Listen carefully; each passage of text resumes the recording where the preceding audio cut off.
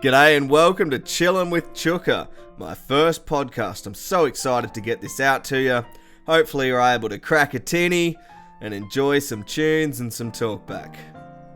You know, I've been thinking about creating this podcast for a while, but I haven't had anyone to make it with, and I kind of been thinking, does anyone really want to hear me rattle on to myself?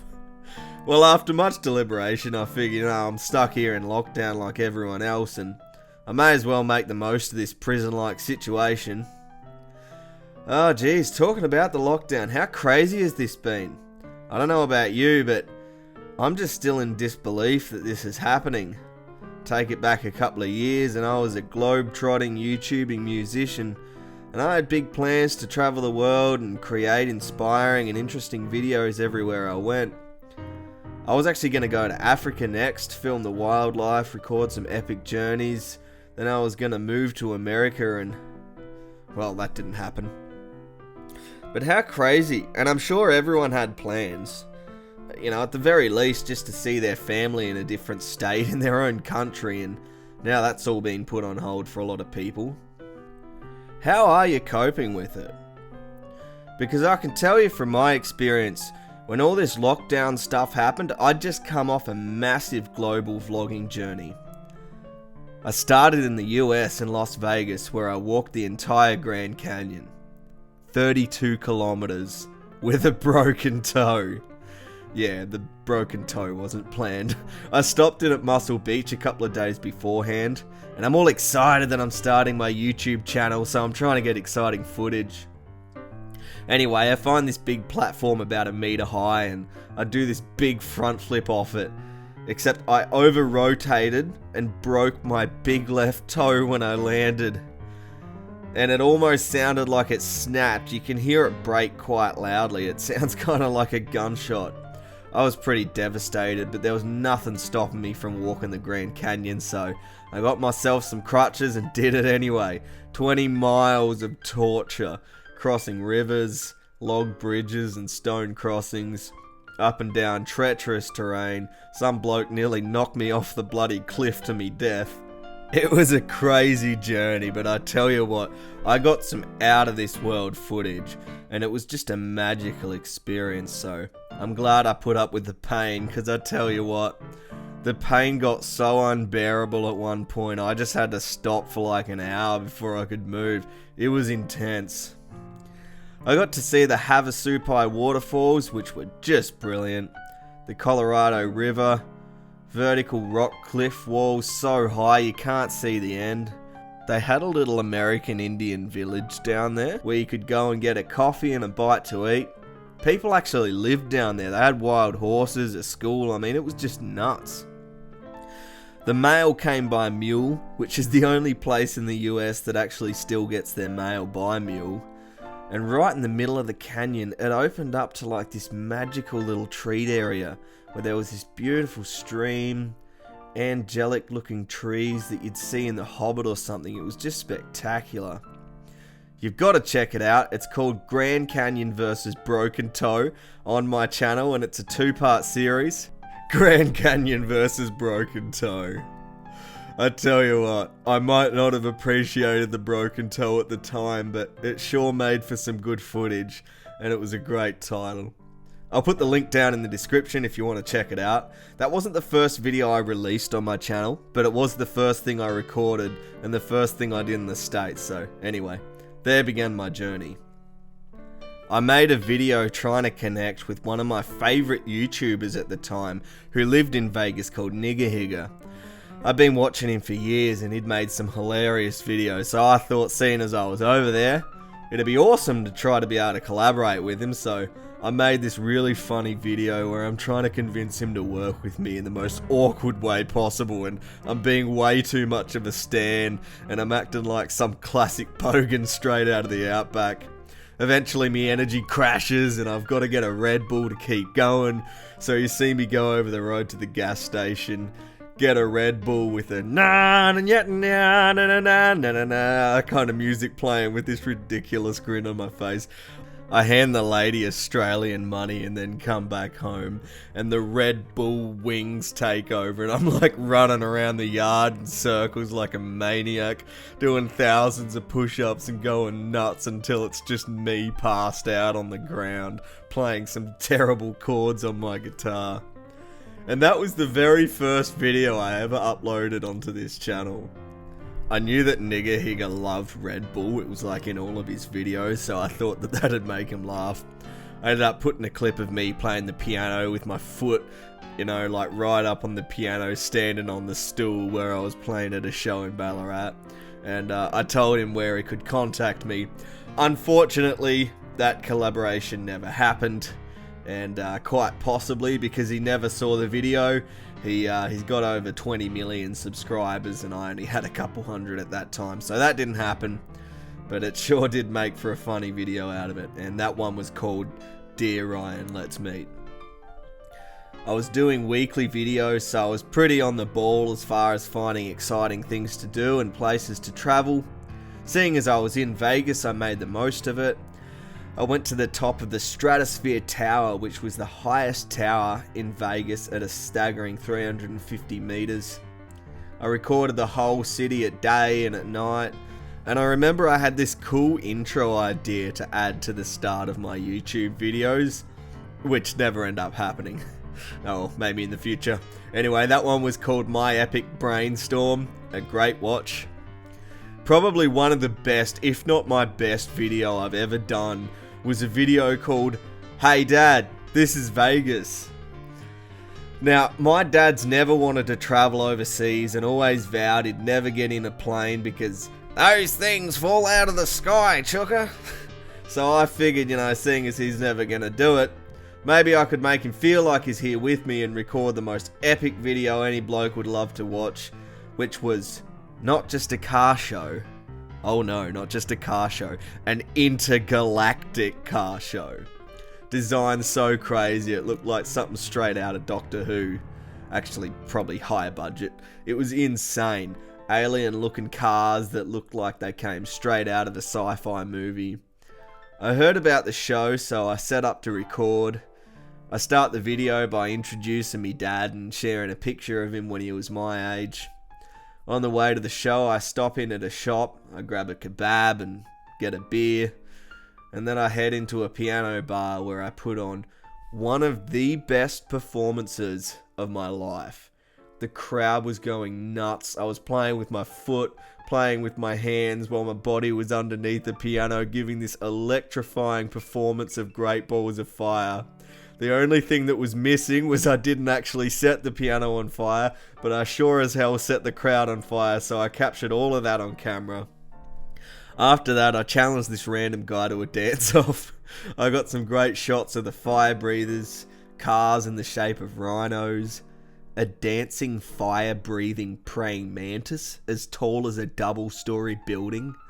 The stuff at this show was just nuts. It was just out of this world. Cars that looked like they came straight out of the last Mad Max movie.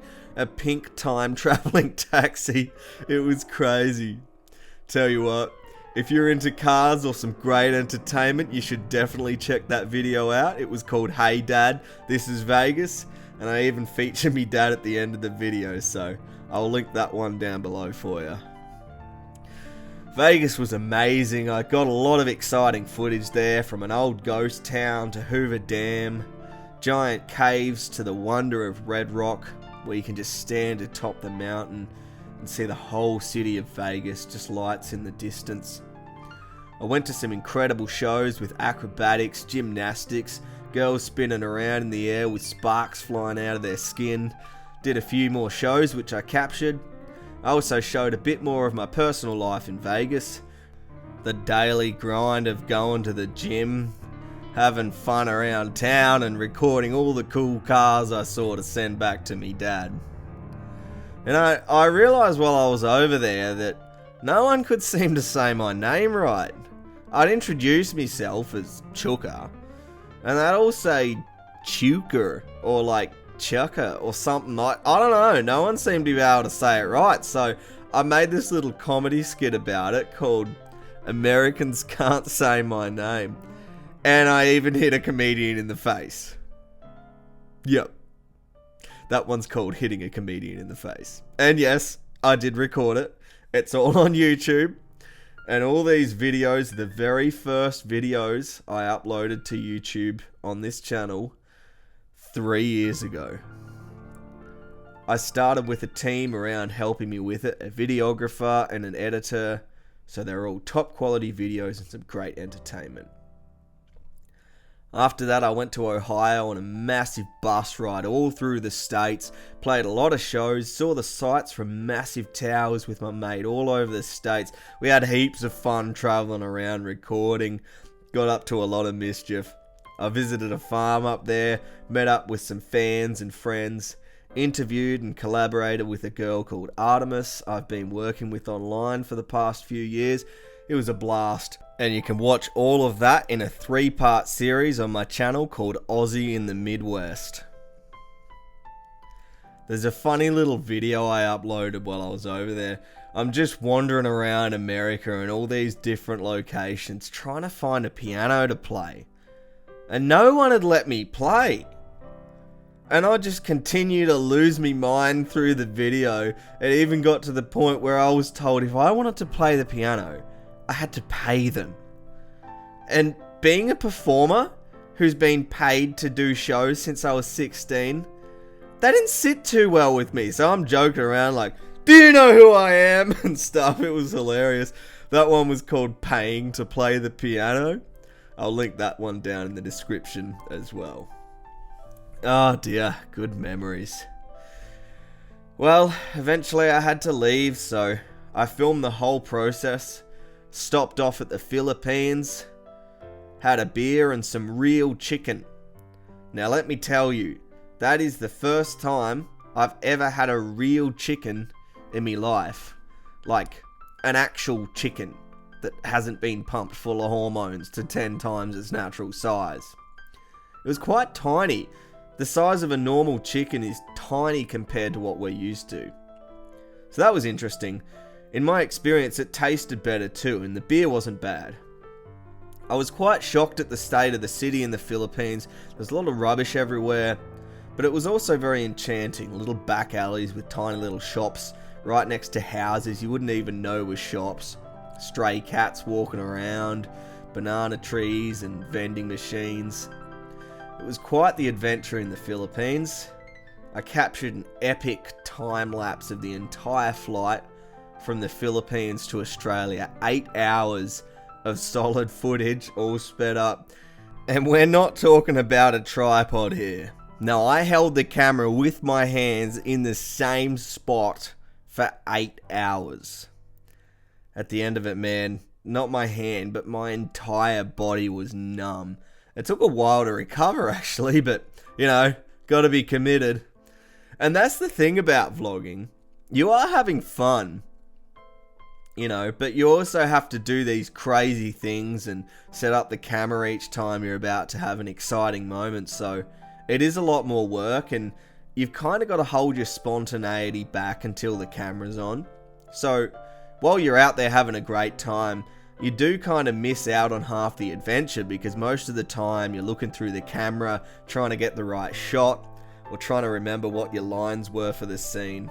Not that I'm complaining, I'd give anything to be able to do that again, but yeah, what I discovered is that vloggers and YouTubers aren't necessarily having as much fun as they look like they're having, because as soon as that record button turns off, it's not like you're straight back to having the time of your life. It's like, okay, now let me have a look at the shot. Do we need to do it again? Oh damn, the sound was awful, or the shot was bad, or I didn't present myself very well, so it's like set up, retake half the time, you know. And there are a lot of times when you only get one opportunity to get this take, and it'll never come around again. Whether it's a plane taking off, or filming yourself through an airport, or a big explosion, or whatever it is, you've got to have that camera out ready to get that shot and say and do the right thing. And if you miss it or screw it up, too bad. Of course, if everything goes right, it's straight back to setting up the next shot, making sure your outfit's right, setting up the scene, figuring out what you're going to say.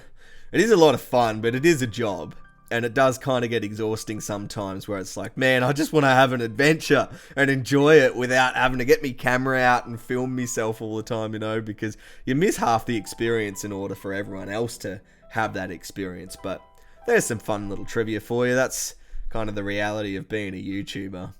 I tell you what though, it's not even half of it. You know how weird it is holding a camera out in front of you in a crowded place, and then suddenly you're like, hey guys, so today we're doing this, and everyone just stops in their tracks and looks at you like, the hell is that guy doing? You've really got to have some nerve about you, because a lot of people are very uncomfortable around cameras, and you're walking straight into supermarkets with your camera out doing some narration while everyone's trying to hide and get out of the frame and looking at you like you've just escaped out of the loony bin. Some places will try to make you pay to film there because they think you're like some big production and you're just barely scraping through, and it's like, dude, I don't have a movie budget here, like I'm just some guy walking around America. Some people will try to tell you to stop filming, and then of course you get the annoying drunk people trying to get in your video like, oh hey guys, we're all doing the thing, and just carrying on in the background. It's like, oh, here we go again. They think they're on TV, and that can get exhausting. All in all, there's a lot that goes into it, and you're always trying to constantly improve, but man, everything as far as like recording and doing videos, it can get quite expensive. A good camera can cost thousands. A proper mic setup, which I've only just acquired, is very expensive, and then there's shirt mics, boom mics, camera mics, and it's like, how far do you want to take the quality? Because you could easily spend $100,000 on a single video. Once you start adding green screen and lighting and sets and costumes and videographers, editors, actors, I always tried to make my videos look as professional as possible with the little I had to work with. I didn't have a green screen, and up until now I didn't even have a mic. All I had was a phone to record, so I recorded everything with my phone. And after my 12th video, I had to leave America, which meant no more videographer. And my editor started asking for copious amounts of money, and I couldn't afford to keep it going, so I was suddenly left with 2 extra jobs I didn't even know how to do. Having 3 jobs on my plate now and earning no money from my channel, it got real. I had to do everything I could to keep the show going, and it was insane. When I lost my editor, I knew that I was going to have to edit my videos myself, but I'd never edited a video in my life. I had no idea what I was doing, and I really wanted to keep the quality at the same level. And I was kind of worried about dipping below that level and people being disappointed, so I researched different editing programs.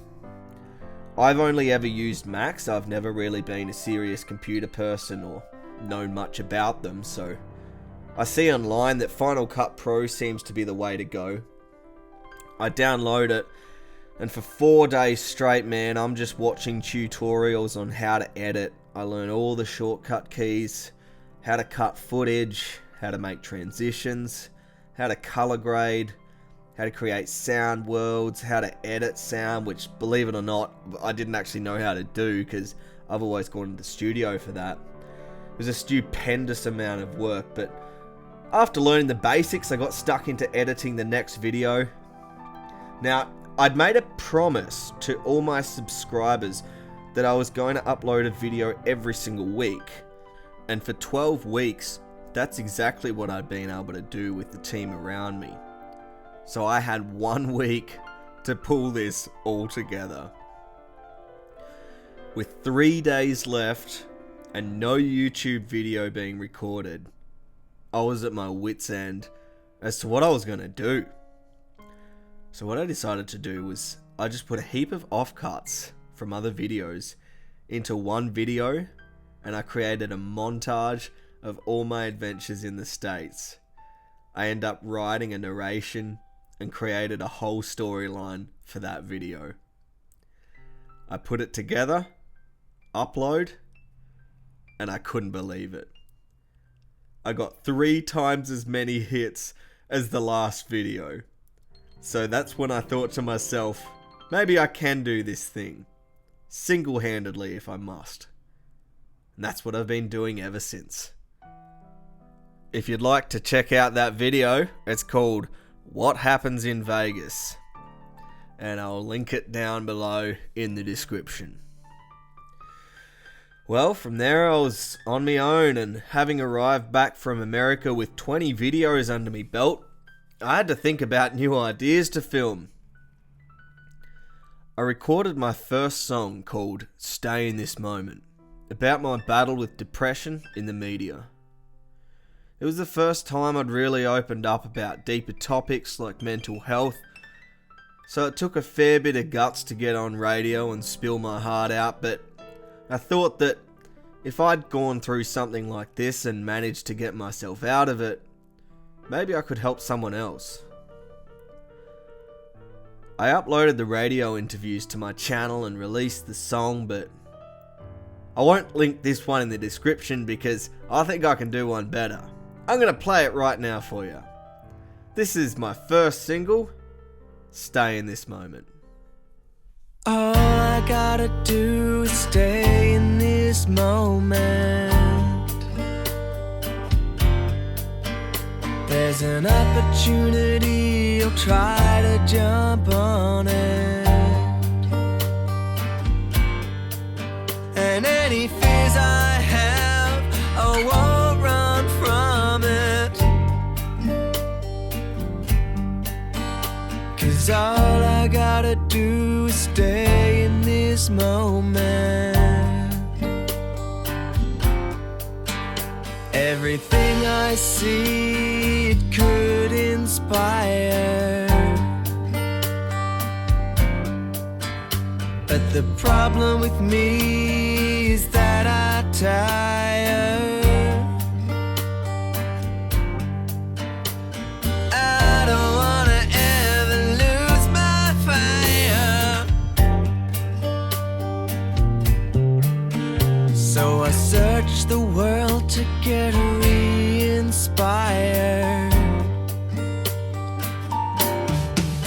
I must reshape myself now and stop this getting down. 'Cause all I gotta do is stay in this moment. When I look back in the past, the present fades. Because I see myself and what I have made. Meantime, all around my whole life fades. I can't bear the thought that it's too late. There's an explosion of thought that takes me under. I'm addicted to that which makes me wonder. My mind takes me to when I was younger. Back to the days that I felt that hunger.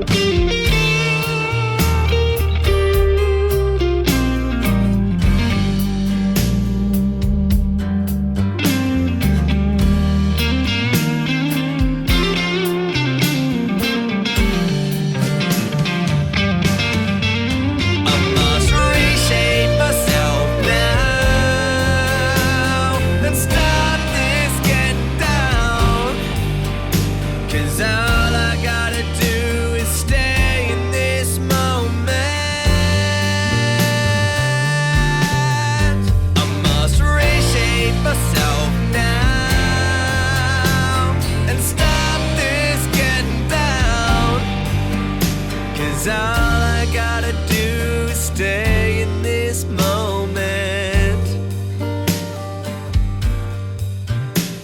All I gotta do is stay.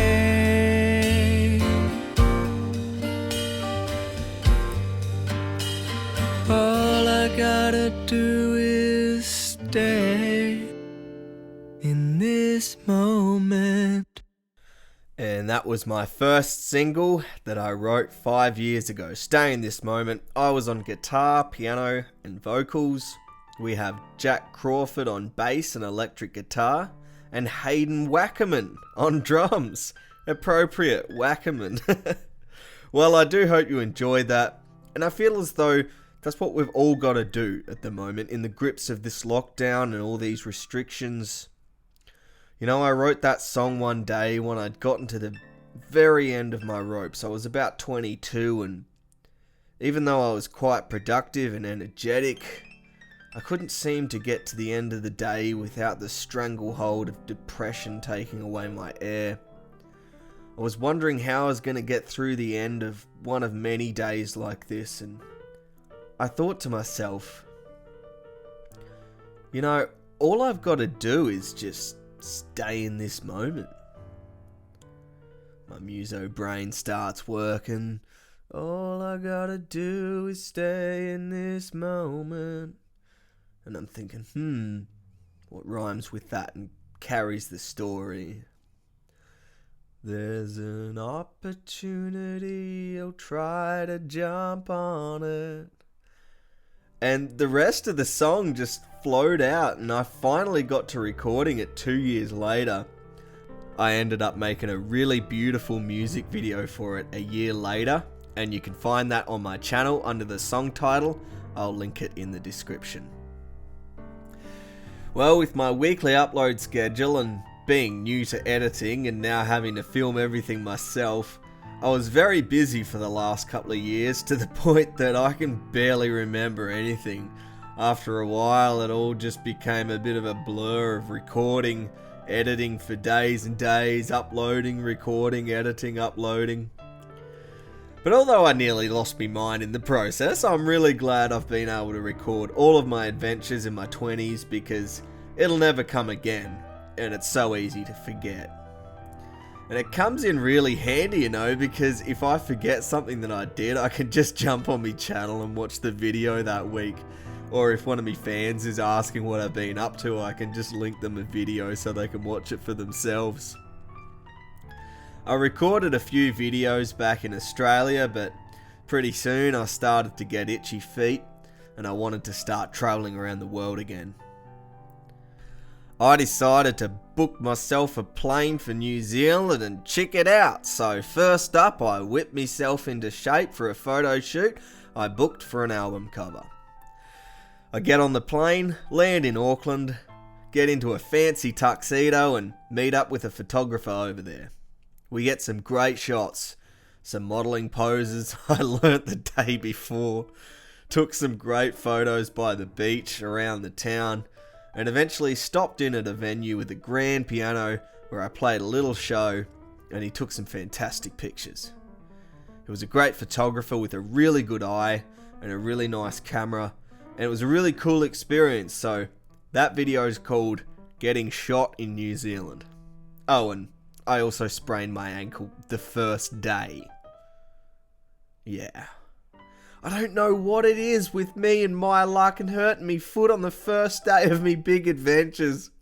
Well, I hobbled on, and next I went to the tallest tower over there called Sky City and filmed from the top. Carried on a bit, and oh, it was so awesome. They had a section where you could walk over nothing but glass and see right to the ground. Pretty freaky.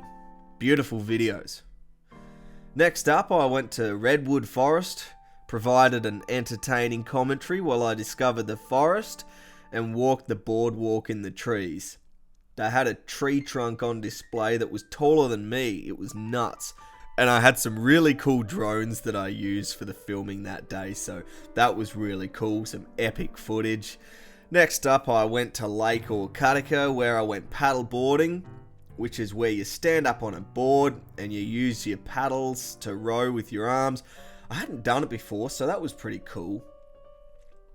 We journeyed our way into some caves, and once inside, we lay down on the board and the whole ceiling was lit up with the most beautiful glowworms. It was an absolutely gorgeous video which I got in 4K, so I think you'll really enjoy it. That one which I named Chooka Chicken Out New Zealand. Later on in the video, after interviewing Gandalf, I went Zorb bowling down some extreme hills, which is where you jump in a giant clear ball with a little bit of water and you go rolling down a hill. I even managed to walk in one a fair way down the really steep hill. And then after that I got to take a spa. It was a wild experience, and I had 2 GoPros to film it, as well as drones and a videographer, so some really epic footage, but not quite as cool as the next video, where I went bungee jumping off a bridge into the water, crazy high. It was awesome having so many cameras to film. I think I had 7 cameras on me in that video. I was really going all out. So what did I do next week? I jumped out of a plane. Yep, the most thrilling experience ever. I had another guy filming me in midair who jumped out at the same time, parachuting, plus footage from the company, as well as a videographer, and I was also vlogging, so this was a huge video. The only problem was that when I was falling through the sky, we went through a real thick cloud, and because we were falling at like 200 miles an hour, the liquid felt like ice particles hitting me neck and me face. They could have been ice particles. It was pretty painful falling through the cloud, I tell ya. And I'm trying to look live for the camera while I'm trying not to die. But once we landed, they saw what happened and got some cream for me neck, which helped. But yeah, it was sore for a couple of days after that. Apart from that, the experience was awesome. I did a front flip out of the plane, and the feeling of free falling was nothing but freedom. Oh, it was just amazing. For the last video, I put together all the footage that didn't make it into the other videos, and created a little montage to a narration of all the cool places I visited, including the hot springs, the water geysers, going out on the ocean in the boat and seeing some of the native rock carvings, a little tribal song and dance, eating fries and ice cream at the same time, a little invention I call fry scream. Eventually I take you through the magical little land of Hobbiton, and finally, just as I'm about to leave, I nearly broke my foot. Yeah. So I get wheeled out of the airport onto my flight and then back home. I don't know what it is with me and injuries when I travel around. It's unbelievable. I don't know if I just get a bit too excited and just like run here and run there and stuffed me foot again. Oh no, broken me toe. Oh, sprained me ankle. I broke me foot. It's unbelievable how this always happens to me, but it sure creates some interesting content and some fun drama to watch, so I guess that's a positive. I put a huge amount of time and effort into this 7-part New Zealand adventure series to give my viewers the best of what I have to offer, from filming to editing, and also writing every track of music that was played in the videos. If you're interested in checking out those videos, I highly recommend it. They're some of my best videos that I've done so far. I'll link the series in my description below, and you can also enjoy that. I remember after making the videos, I thought, I've got to have a really good soundtrack to go with it, so I went to the studio over near where I live, and I sat down and composed a 5-track instrumental piece to go behind the videos. And I did a couple of pieces actually, and that took about a week, so that was just the music part. So yeah, it can get pretty hectic. There's certainly a lot of work that goes into it. And I tell you what, I never realized the amount of time and effort that goes into making one video. Like, from the viewer's perspective, you click on a video, right? You watch it, you go, cool. And then you watch something else. But from the creator's perspective, A little 20-second scene could have taken over an hour to edit, an hour to shoot, 20 minutes to plan. I remember editing those videos, and this is just the editing part, let alone everything else. It'd take me 4 or 5 days to edit and then upload to my channel, and these are only like 7-minute videos. Once I ended up in the video making world, I was quite blown away by how much work it can be, and I really have a lot of respect for creators that are able to pump out videos week after week at the highest quality, because it's not easy. Well, once I got back to Australia, I decided to travel around my country and show everyone from overseas what it's like down under. So I started a series called the Chooka Adventures. From being in the studio recording music, to travelling right out the outback, doing shows, busking, getting bogged in the middle of nowhere, I kept up my schedule of weekly uploads and travelled here, there and everywhere to keep it entertaining for my viewers. I'll tell you a little story actually. One of my videos that took my skills and my patience to the absolute limit. I travelled from Adelaide all the way to Woomera, where they used to test the nuclear bombs. It was a crazy journey, busking from town to town, surviving off my voice and my charm, to chasing a kangaroo in the bush in a 4-wheel drive and getting bogged to high heaven. The whole journey took over a week. And when I got to editing it, I realised I had over 12 hours of footage to cut from. And I'm working on a 2011 Mac computer, trying to run the highest program of Final Cut, so it's not keeping up with me very well. I'm editing from campsite to campsite.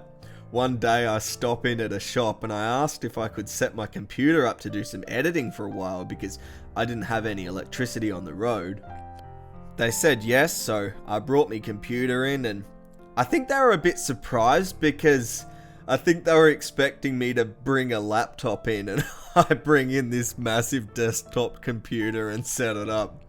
Anyway, I get to work, and after hours of working and ordering some food and drinks from the shop, my computer runs out of space.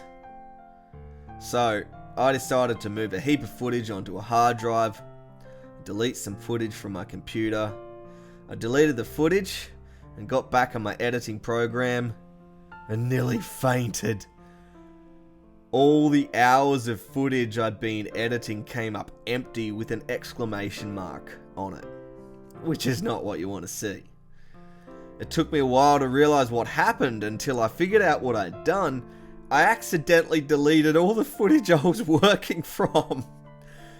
I did have it on a hard drive, but because I'd been working from my computer and backing everything up to the internal drive the whole time, it wouldn't let me work from my hard drive. I'm nearly crying at this point, and I'm doing everything I can to try to get the files back.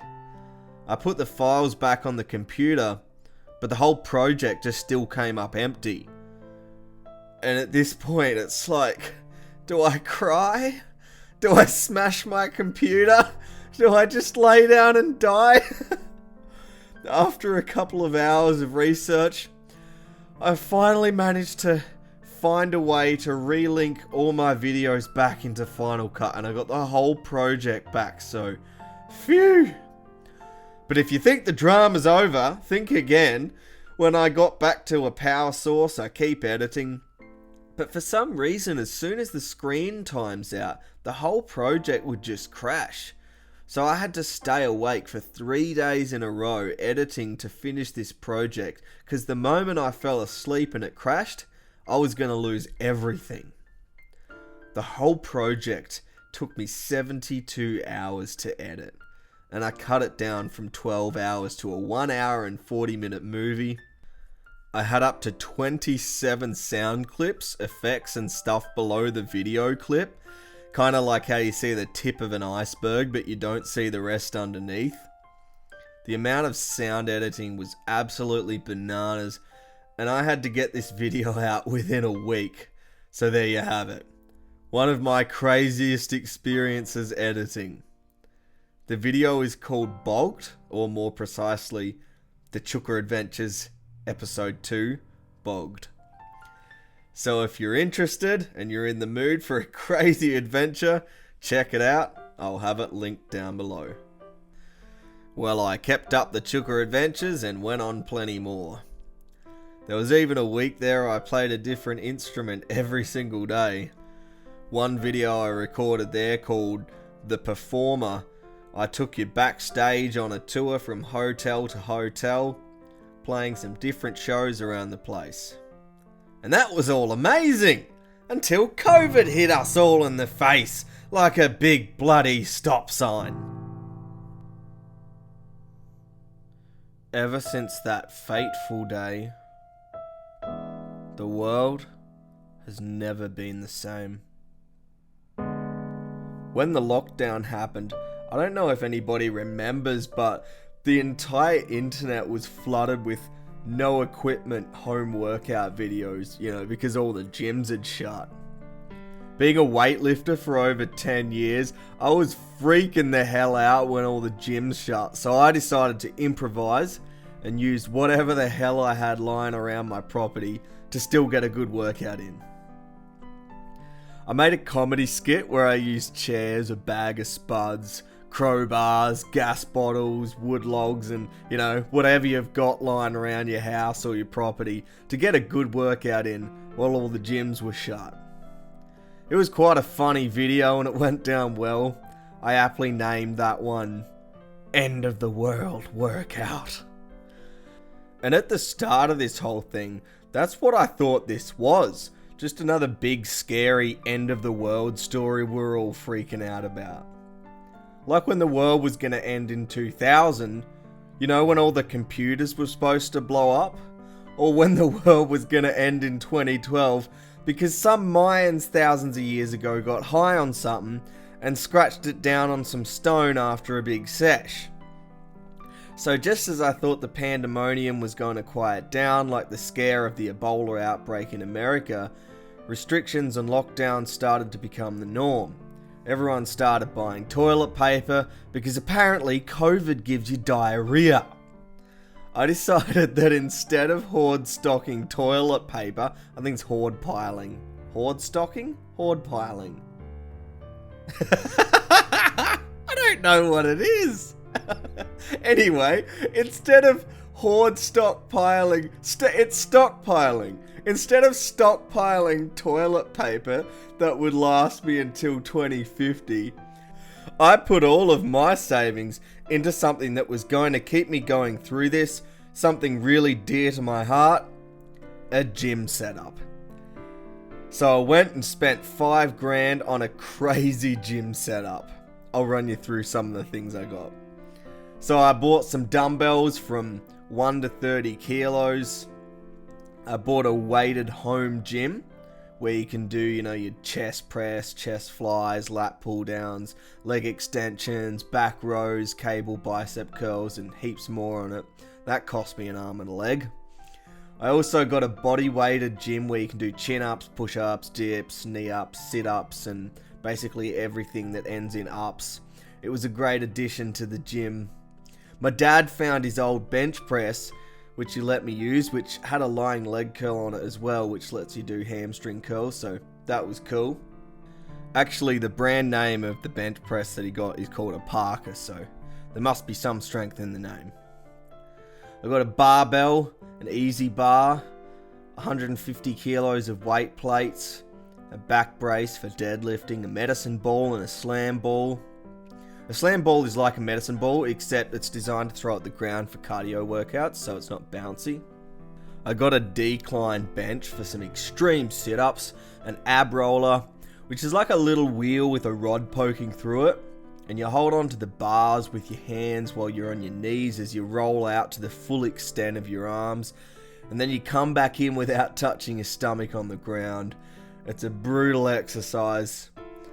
There's also a similar device that attaches to your feet and you get in a push-up position and roll out with your feet. So I got that too. That works more your lower abs and it's pretty brutal as well. I got an exercise ball and some skipping ropes. Some of those gymnastic rings you can hang in your shed and do all the flippy spinny stuff off as Aussie man would say. And I was also getting right into boxing at the time for my cardio sessions, so I bought a heap of boxing stuff, a boxing speed ball on a weighted stand, and I tell you what, that thing is heaps of fun because there's so much accuracy involved. It's like a game when you get into it. But of course, me being me, that wasn't good enough, so I also got the full-blown boxing man, which is like a boxing mannequin attached to a weighted container filled with water, and you can belt the absolute buggery out of it and get rid of all your lockdown frustrations. Of course, that went along with some boxing gloves and straps, including some MMA style gloves. And for recovery, I got a foam roller and a massage ball.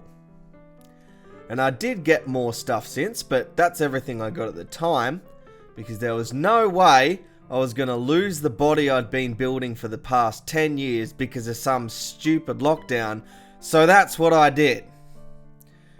Well, as COVID seemed to ravage more and more of the nation, I found myself watching a lot of the news. Because I couldn't work, I was stuck at home with my phone, and all this negative news coming at me all the time. I remember one day I went on a bit of a binge, watching everything that was happening to this once normal world I grew up in. And I found it so despairing that I almost felt debilitated for the rest of the day. Everything was just so depressing, and there only ever seemed to be bad news. So I made a decision to stop watching the news, and I just set myself up with a daily routine to help me stay focused and make the most of myself during lockdown, and almost see it as a time to improve myself. So I got my head down, I got to work, kept my eyes on the goal, and didn't look at the storm around me. For a year, I went on an insane workout journey. I hired a personal trainer, and he gave me a plan where I worked out for 1 to 2 hours a day, 5 days a week, and a meal plan where I ate more protein I ever knew was possible for a human being to consume. Although I knew a lot about training, I didn't necessarily know a whole lot about nutrition, and so for most of that year, I spent most of the hours in my day entering my food into a nutrition app called MyFitnessPal, where it broke down the exact amount of carbs, protein, fats, fibers, vitamins, and other macro and micronutrients in my food. I had to have a specific amount of calories, a specific amount of fats, carbs, and protein, and the right amount of micronutrients every day. It was a very tedious and difficult process to get right. Because once you have your calories right, you see your macronutrients are scrambled. So then you get your protein right, but you've got too much fat. So you take away the fat, and now you don't have enough protein. So you drive into town, spend half your life savings on protein powder, and finally get your protein and fat right, but your carbs are off. I remember the first time I went through this process, it took me over 6 hours to figure it out. And also I'd made the decision to go vegan a few months before that. So trying to get all the macros correct from a vegan diet made it even more difficult than just being able to go to the store and order chicken and rice. And my trainer had no idea about vegan diets or how you could even be a vegan bodybuilder.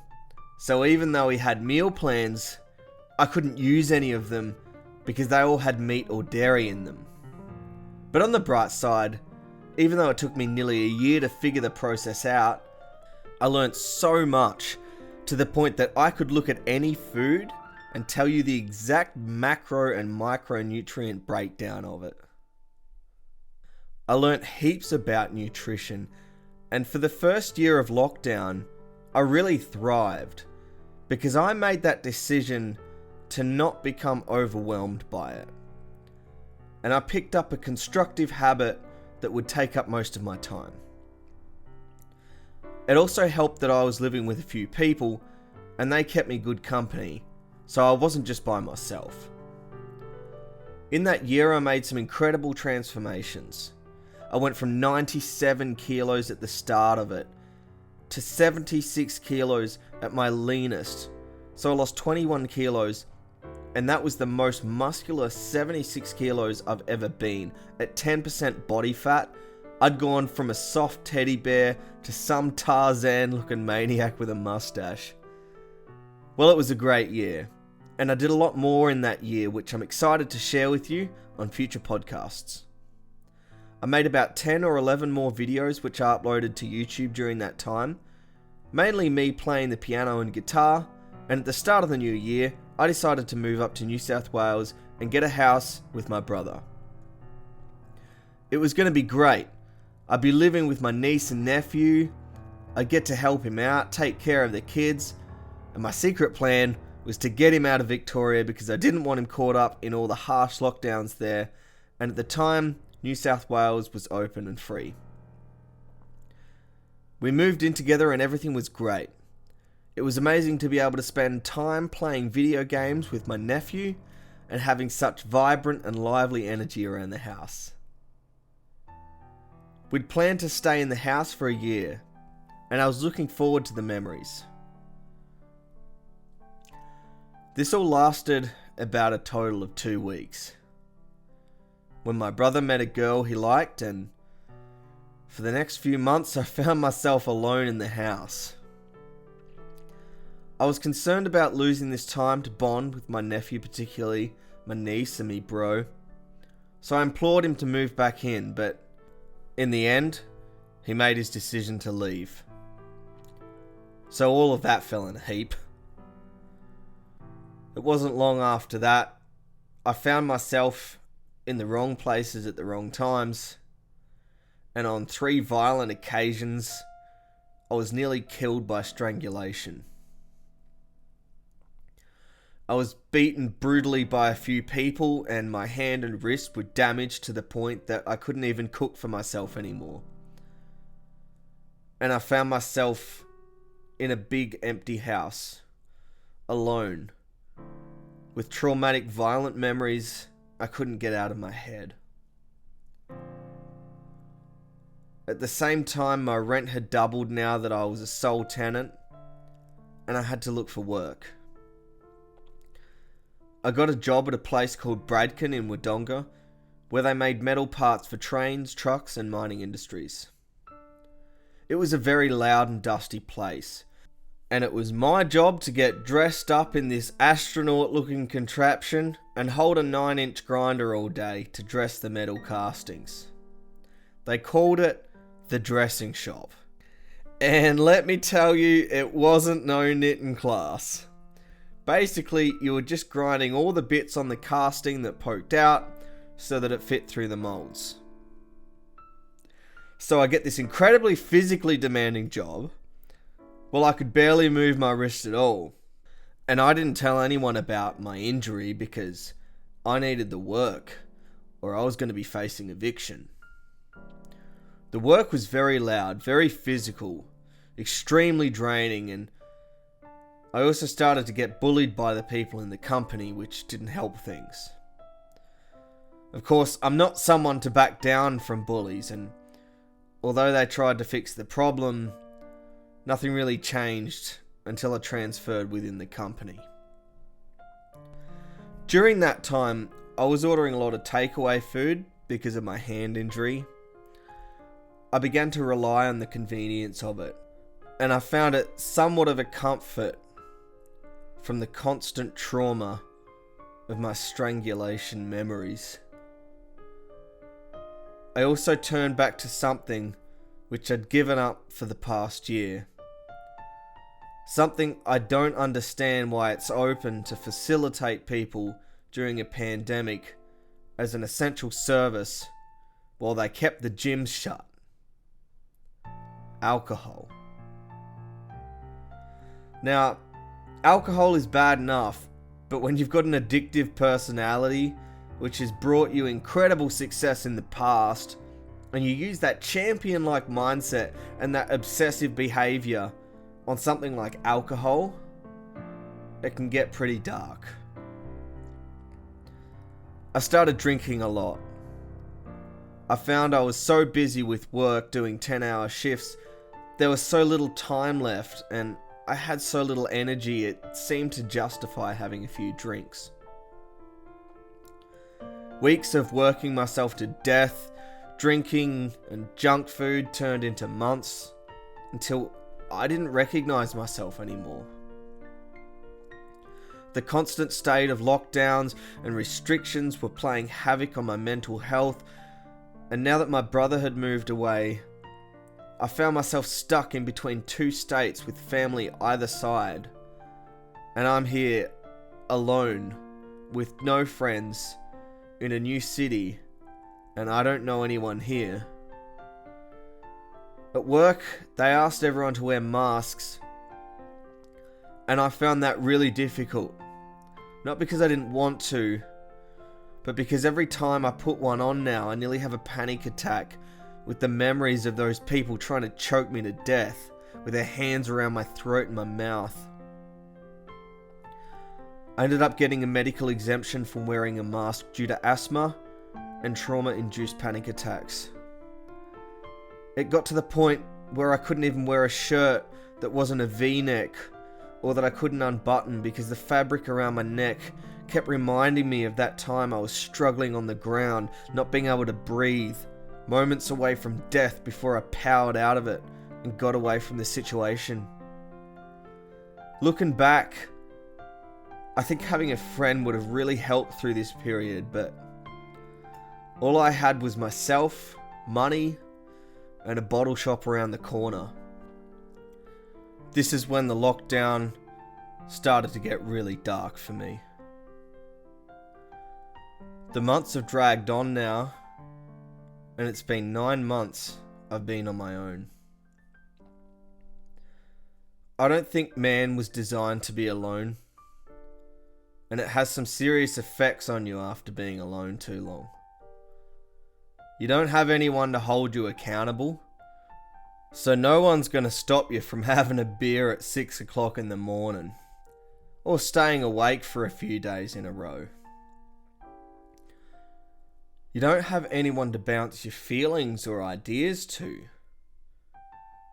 so you just start talking to yourself, until after a while, you stop, and it's just an eternal abyss in front of you. You have moments where you're watching a movie or something, and the funniest thing happens. You turn around to make a comment and laugh to someone, but there's no one there. You make a really cool project, but there's no one to share it with. It's just you.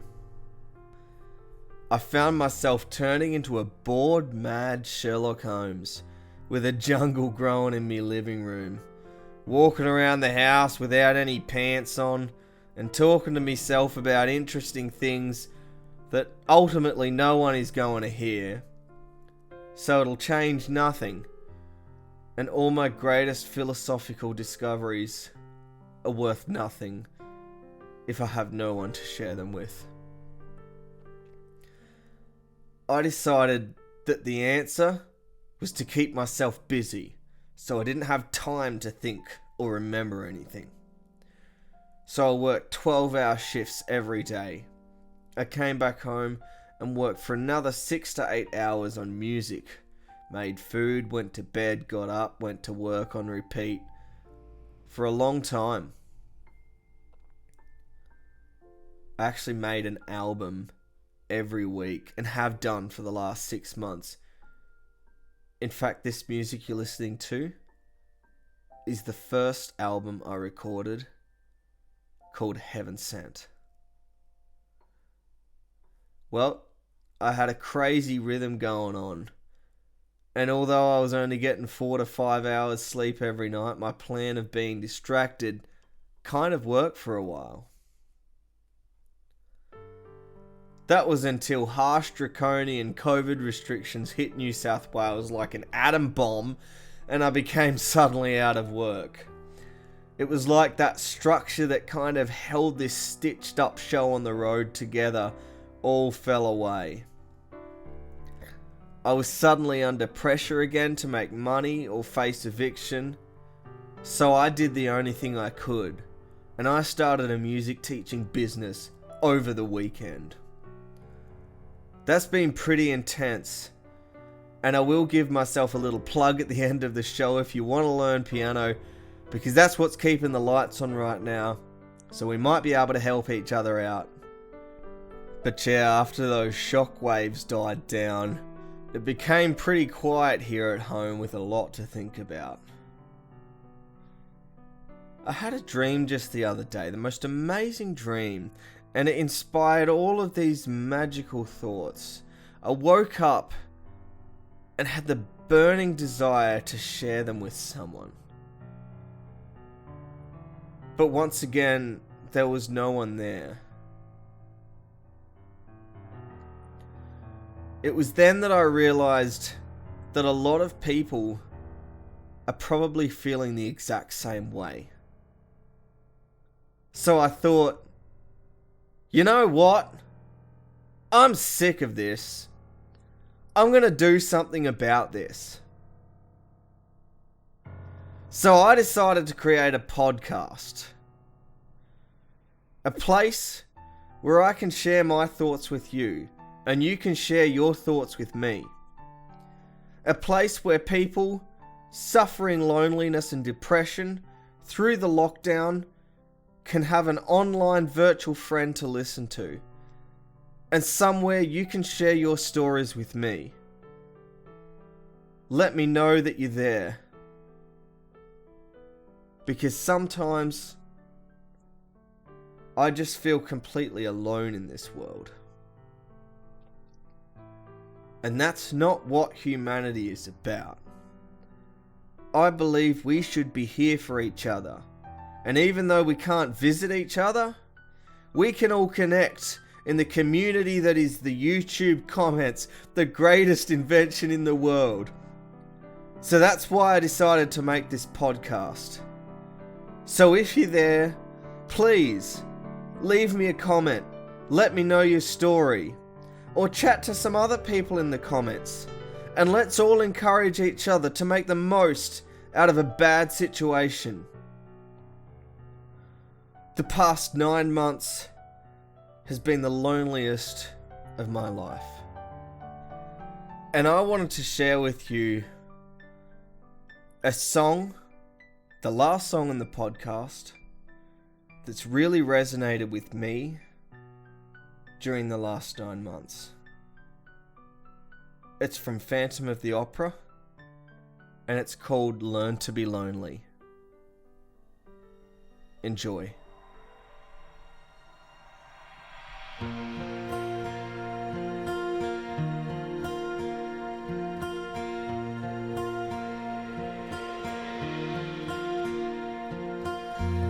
Child of the wilderness, born into emptiness, learn to be lonely, learn to find your way in darkness. Who will be there for you, comfort and care for you.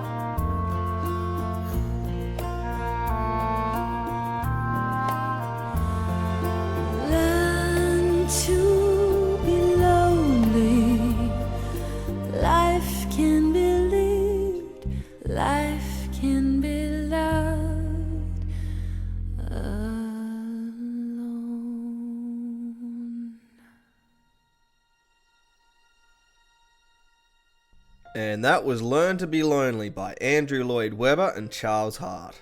Vocals by Minnie Driver and conducted by Simon Lee. Out of all the Phantom of the Opera songs that I've heard, and I love that movie, that'd have to be my favourite and definitely the one that speaks to me the most. Now, if you have enjoyed the background music behind this podcast, you can find the entire album to stream on Spotify, and I'll link it in the description and in the comments. That's my 4th album to date, and the first album I've released in over 10 years. The songs from the album that you heard were Tipsy, Heaven Sent, Valentine, Green Eyes, Whiskey in Japan, Insomniac, Ivory Dreams, Taken, and Glass Puddles, and they've all got some pretty interesting stories behind them, which I'll discuss in further podcasts.